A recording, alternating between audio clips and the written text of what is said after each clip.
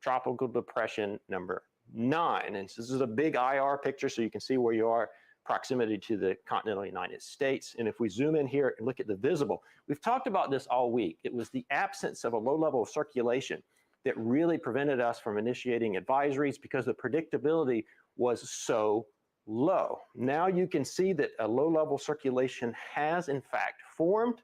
Persistent showers and thunderstorms, this is what fuels the system. And so now we can go ahead and initiate a forecast for this system.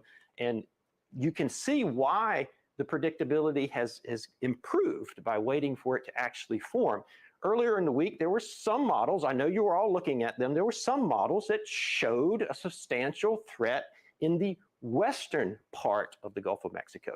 Those scenarios don't seem as likely now. It now appears that it will be in the eastern Gulf of Mexico where we'll see the greatest threat of a hurricane, most notably Florida. So I'm a Floridian too, so I'm going to speak to you candidly. Don't panic. We are still in the early stages of this event. This is a 5-day cone. This is the 5-day forecast. So we have some time. That said, if you are watching us from Florida, and I practice what I preach, I did it last night, you really need to start going through your hurricane supplies, making sure you have everything on hand. You pull out all of your emergency supplies, make sure you have everything that you need on hand. Top things off if you need to, make sure you're ready to go. So fill up your cars with fuel, get all situated for a possible event. This is the cone that shows where the center is forecast to go, not the impacts. So don't get too infatuated on the cone over the next couple of days. Generally speaking, the depression is going to move off to the west-northwest over the next day or so, most likely becoming a tropical storm, at which point it would acquire a name, then turning more towards the north, moving over really warm waters here in the northwest Caribbean Sea, crossing western Cuba, and then potentially impacting Florida. Unfortunately, it could impact Florida as a major hurricane. Category 3 is the current forecast. But again, we have a lot of time. This forecast can and will evolve. For those of you going into the weekend, it's very, very, very important, we're all active on the weekends, that you not tune this out.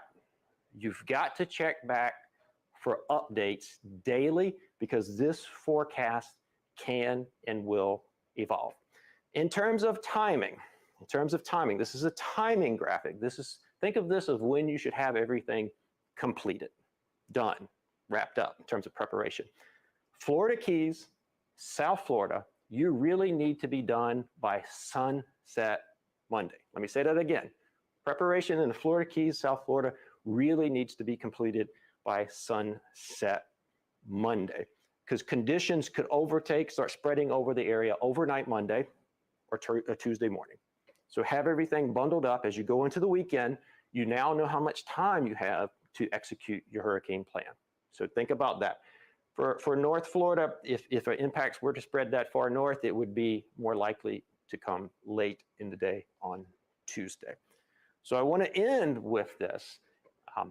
It is important that you take this threat seriously and begin to execute your hurricane plans in a calm and orderly fashion while there's still time to get ready.